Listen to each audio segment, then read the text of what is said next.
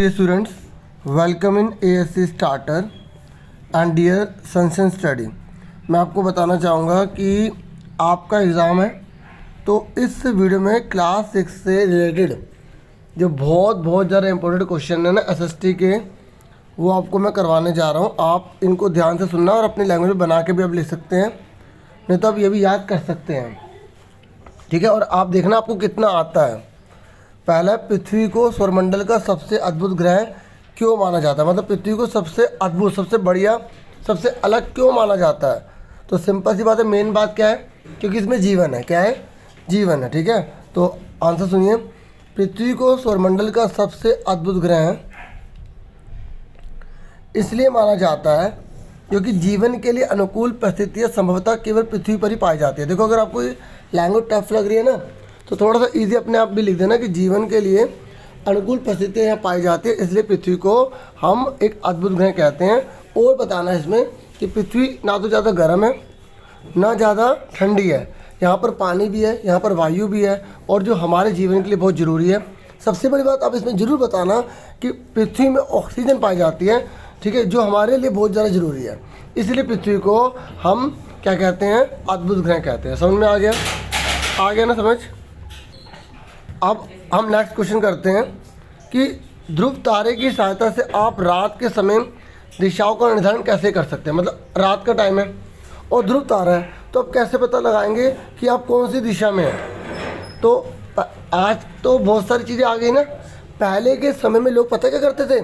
रात्रि में दिशा का निर्धारण तारों की सहायता से करते थे, ठीक है। मतलब हमें उत्तर दिशा जाना है या दक्षिण दिशा जाना है, तो हम किससे पता लगाते थे?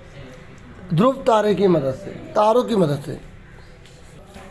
आगे सुनिए, ध्रुव तारा दिशा दिखाने के लिए एक महत्वपूर्ण भूमिका निभाता है। ध्रुव तारा रात के समय केवल उत्तर दिशा में ही दिखता है, ठीक है। देखो, अगर आपको उत्तर दिशा पहचाननी है ना, तो ध्रुव तारा जो है उसे हम देख लेंगे तो हमें पता लग जाएगा उत्तर दिशा कहाँ पर है, ठीक है। इसलिए ध्रुव तारे की सहायता से उत्तर दिशा के बारे में जानकारी प्राप्त कर सकते हैं, और फिर बाकी दिशाएं ध्रुव तारे की मदद से पता लगा लेंगे। लेफ्ट में कौन है, राइट में कौन है, और उसके सामने कौन है।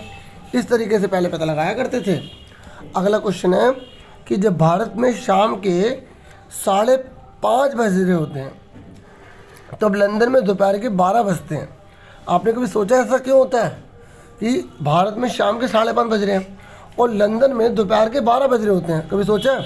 क्योंकि बोलोगे दुनिया में जितना भी टाइम है ना, वो एक मानक रेखा, ग्रीनविच रेखा, ठीक है, उसके बेस पर जो है ना निर्धारित किया जाता है। मतलब पूरी दुनिया का एक पहले सेंटर मान लिया और उसके बेस पर पूरी दुनिया का टाइम तय कर दिया गया। जो जितना ज़्यादा अगर ईस्ट की तरफ है ना, तो टाइम बढ़ता रहेगा, टाइम बढ़ता रहेगा, और अगर वो वेस्ट की तरफ है, मतलब पश्चिम की तरफ है, तो टाइम घटता जाएगा। अब भारत जो है ना, वो ग्रीनविच के ईस्ट में है, और जब भारत ग्रीनविच के ईस्ट में है तो 5.5 घंटे आगे है, इसलिए भारत का टाइम 5.5 घंटे आगे है। इसलिए लंदन में जब 12 बज रहे होते हैं तो भारत में 5:30 बजते हैं। मतलब लंदन में बाद में शाम होती है, पहले भारत में हो जाती है। पता है आपको? इस तरीके से है, सुन रहे हो, ठीक है। तो 82 डिग्री 5 जो मिनट है, इसको फॉलो किया जाता है, ठीक है, इसको फॉलो करते हैं, और इस तरीके से हम पता लगा लेते हैं। अगर हमें ये पता है ना, ये 82.5 डिग्री, तो इससे हम आराम से पता लगा लेंगे कि किस देश में कितना टाइम हो रहा होगा, ठीक है। आगे सुनो, अगला क्वेश्चन है, खेती करने वाले लोग एक ही स्थान पर लंबे समय तक क्यों रहते थे? जो खेती करने वाले लोग हैं ना, वो एक ही जगह पे क्यों रहते थे? बताओ। आप सिंपल बोलोगे, खेती करने वाले लोग एक ही स्थान पर इसलिए रहते थे क्योंकि खेती करना में काफ़ी लंबा समय लगता है। जैसे पहले मिट्टी को हमें समान करना पड़ेगा, उसमें फिर बीज डालने पड़ेंगे, उसके बाद फिर पानी देना पड़ेगा, फिर वो बड़ा होगा, फिर उसकी देखभाल करनी पड़ेगी, फिर उसके बाद उसको काटना पड़ेगा जब उग जाएगा, फिर उसको गोदाम में रखना पड़ेगा। अब हम खेती अब एक जगह पर नहीं रहेंगे तो फिर कोई दूसरा जानवर खा जाएगा हमारे खेत को, हाँ या ना। तो इसलिए खेती करने के लिए हमें एक ही स्थान पर लंबे समय तक रहना चाहिए। तो बच्चों, आप ना ये अपनी लैंग्वेज में बना के भी लिख सकते हैं। जो नहीं जो लिखे, ये जो मैं समझा रहा हूँ ना, वही आप 2-3 बार सुने वीडियो को और बना के लिख दें। बाकी लिखा हुआ भी दिखा रहा हूँ आपको। सुन रहे ना मेरी बात प्यारे हो? Very good. अब आ जाओ 5वें क्वेश्चन। एक कृषकों पशुपालकों का जीवन आखेटक खाद्य संग्रह के जीवन से कितना भिन्न था। ये कह रहा है, आप बता सकते हैं जो किसान है ना, किसान जो पशुओं को पालते हैं, उनका जो जीवन है और जो अखेटक, अखेटक पता किसे कहते हैं, जो पहले के ज़माने में ना स्थान बदल बदल के अपना खाना इकट्ठा करते थे। जैसे पशुओं को मारा, खाना इकट्ठा कर लिया, मतलब एक जगह पे नहीं रहते थे। और किसान किसे कहते हैं, जो एक ही जगह पे रहते थे। अब आपसे पूछ रहे दोनों में अंतर क्या है, आप बता देना। कि जो कृषक होते हैं ना, ये जो पशुपालक होते हैं, ये एक ही जगह पर रहते थे, जबकि अखेटक अपने भोजन के लिए एक जगह से दूसरी जगह घूमते रहते थे। सुन रहे हैं। और जो कृषक थे ये विभिन्न प्रकार की फसलें उगाते थे, अनाज को इकट्ठा करते थे, फैमिली के साथ एक ही जगह रहते थे, ठीक है। जबकि जो पशुपालक थे वो दूर दूर जगह जाते थे और चीज़ों का एक्सचेंज करते थे, मतलब विनिमय करते थे। जैसे मान लो मैं अखेटक हूँ, ठीक है, अखेटक हूँ, तो मैं तुम्हारे इलाके में चला गया और तुम्हारे इलाकों को मैंने अपने पशु दे दिए और बदले में तुमसे सामान ले लिया। तो ये स्थान बदलते रहते थे। तो आप बना के लिख दोगे ना, ठीक है। और आप बता देना कि ये इसमें महिलाएं बच्चे भी काम करते हैं, जानवरों को भी पालतू बनाते हैं, किसमें, किसानों में, ठीक है। और अखेटक जो है वो क्योंकि थोड़ा सा इनसे अलग काम करते थे, ठीक है। अब आगे सुनो, अगला है नक्षत्र मंडल। बच्चों आपको पता है नक्षत्र मंडल क्या होता है, पता है? रात में जब आसमान देखा आपने तो उसमें बहुत सारे तारे दिखाई देते हैं, उन तारों के समूह को नक्षत्र मंडल कहते हैं। अगर आपसे कोई पूछेगा ना कि नक्षत्र मंडल किसे कहते हैं, तो आप बता देना कि रात में जब हम तारों का समूह देखते हैं ना, एक आकृति सी बनती है, तो उसी को हम बोलते हैं नक्षत्र मंडल। बच्चों आप बता सकते हो 2 नक्षत्र मंडल के उदाहरण, बता सकते हो? बहुत इंपॉर्टेंट क्वेश्चन है कि नक्षत्र मंडल के 2 उदाहरण। जैसे एक है अर्सा मेजर और दूसरा है बिग बियर, ठीक है। कौन सा? अर्सा मेजर और बिग बियर। अगला क्वेश्चन है कि ग्रह से आप क्या समझते हैं, इनकी संख्या कितनी है? बच्चों आप जानते हो ग्रह क्या होता है? ग्रह जो होता है वो एक खगोलीय पिंड होता है। खगोलीय पिंड क्या होता है? पर इसका अपना प्रकाश नहीं होता, इसकी अपनी ऊष्मा नहीं होती। ये तारों के प्रकाश को ग्रहण करते हैं, तारों के प्रकाश को ग्रहण करते हैं। आपको पता बच्चों ग्रह को इंग्लिश में क्या कहते हैं? प्लैनेट। क्या कहते हैं? प्लैनेट। और ये ग्रीक भाषा का शब्द है प्लैनेटाई, जिसका मतलब होता है परिभ्रमक, मतलब चक्कर लगाना। तो अगर आपसे कोई पूछेगा ग्रह किसका चक्कर लगाते? सूरज का। और ग्रह कितने? 8। कितने? 8। समझ में आ गया? तो आप वीडियो को सुनना 2-3 बार और बना के लिख देना। बच्चों अब नेक्स्ट क्वेश्चन है ग्रह और तारे में क्या अंतर है? तो आप बहुत आसानी से अपनी लैंग्वेज में बना देना। आप बॉक्स बना के भी लिख सकते हो ग्रह और तारे में क्या अंतर है, ठीक है। जैसे आप बोल देना कि जो ग्रह होता है उनका स्वयं का प्रकाश नहीं होता, तारों का स्वयं का प्रकाश होता है। पृथ्वी जो है वो एक ग्रह है और जो सूरज है वो एक क्या है? तारा है, ठीक है। सुन लो, बाकी आप ये भी सुन लो, इसको पॉइंट में बना के लिख देना, ठीक है। कि ग्रह का अपना प्रकाश और अपनी ऊष्मा नहीं होती, तारों में अपना प्रकाश होता है, ठीक है। पिंडों को ग्रह कहते हैं, पिंडों को ग्रह कहते हैं। और अंग्रेजी में प्लैनेट कहते हैं और ग्रीक भाषा के प्लैनेटाई से मिला है, जिसका मतलब होता है चक्कर लगाना।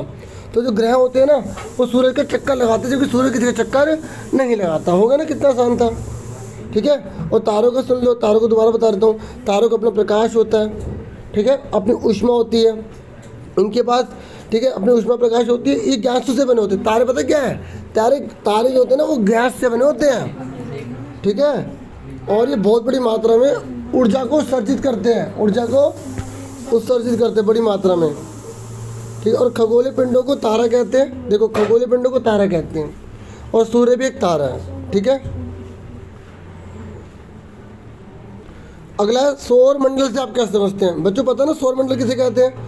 बोले कि सूरज, 8 ग्रह, उपग्रह और बहुत सारे खगोलीय पिंड, जैसे क्षुद्र ग्रह, उल्का पिंड, इन सबको मिलाकर, ठीक है, हम सौर मंडल का निर्माण करते हैं, ठीक है। इसे हम सौर परिवार के नाम से जानते हैं। और इस सौर परिवार का मुखिया सूर्य, जैसे आपके घर में मुखिया पापा होंगे, ऐसे ही सौर मंडल का जो मुखिया होता है उसे सूरज होता है, ठीक है।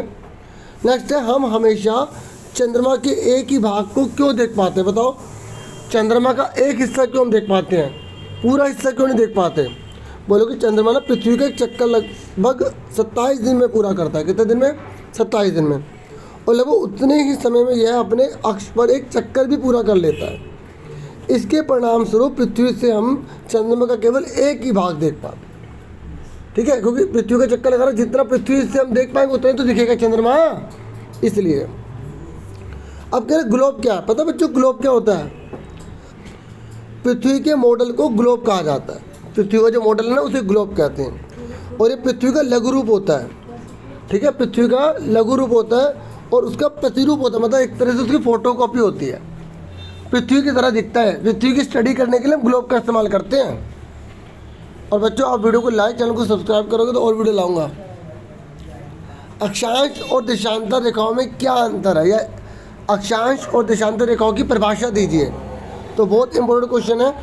आप बोलोगे जो विषुवत वृत्त से ध्रुव तक स्थित सभी जो समांतर वृत्तों को अक्षांश रेखाएं कहते हैं। जो विषुवत वृत्त है ना उसमें जितनी भी पैरेलल लाइंस हैं उसको हम क्या बोलते हैं? अक्षांश बोलते हैं। और ग्लोब पर उन काल्पनिक रेखा को जो उत्तरी ध्रुव को दक्षिण ध्रुव से मिलाती है, ऐसे देखो ये वाली जो होती है ना ऐसी होती हैं, और जो देशांतर होता है वो ऐसे होती हैं।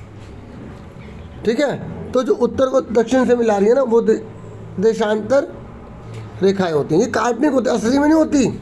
आप ये मत ना पृथ्वी पर ही रेखाएं असली में लगी होती हैं, नहीं नहीं नहीं नहीं नहीं नहीं, नहीं। ठीक, सिर्फ हम स्टडी करने के लिए इस रेखाओं को बनाते हैं। ये कह रहा है सौरमंडल में सभी ग्रहों के नाम बताओ। बच्चों पता है आपको सभी ग्रहों के नाम? आप बोलोगे टोटल 8 ग्रह होते हैं और सूरज की दूरी के अनुसार लाइन से लिखना पड़ेगा। सूरज के सबसे पास में होता है बुध, दूसरे नंबर पर होता है शुक्र, तीसरे नंबर पर पृथ्वी, चौथे पे मंगल, पाँचवें में बृहस्पति, छठे पे शनि, कोमा लगा देना, सातवें पे यूरेनस और आठवें पे नेपच्यून। अगला क्वेश्चन, ऊष्मा की सबसे अधिक मात्रा उष्णकटिबंध क्यों प्राप्त करते हैं? बताओ बताओ, जो ऊष्मा की सबसे अधिक मात्रा उष्णकटिबंध में हम क्यों प्राप्त करते हैं? मतलब यहाँ पर इतनी गर्मी क्यों होती है उष्णकटिबंध में? बताओ क्यों होती है? बोलोगे क्योंकि ये इलाका कर्क रेखा और मकर रेखा के अक्षांशों के बीच में पड़ता है और सूरज यहाँ पर दोपहर में एक बार सीधा सिर पर पड़ता है, इसलिए यहाँ पर बहुत ज़्यादा गर्मी होती है। उष्ण मतलब है गर्मी, ऊष्मा मतलब बहुत हीट। समझ में आ गया? तो बच्चों मैं आपके लिए 14 क्वेश्चन लेकर आया था। मुझे पूरी उम्मीद आपको समझ में आया होगा। वीडियो को लाइक, चैनल को सब्सक्राइब, शेयर जरूर कीजिएगा, क्योंकि ज़्यादा सपोर्ट होगा तो मैं ज़्यादा वीडियो लाऊंगा। ठीक है, थैंक यू फॉर वॉचिंग। एक बात और, सब्सक्राइब के साथ बेल आइकन जरूर प्रेस करना, तभी आपको पता लगेगी वीडियो मेरी कौन सी आई आपके पास। Thank you once again.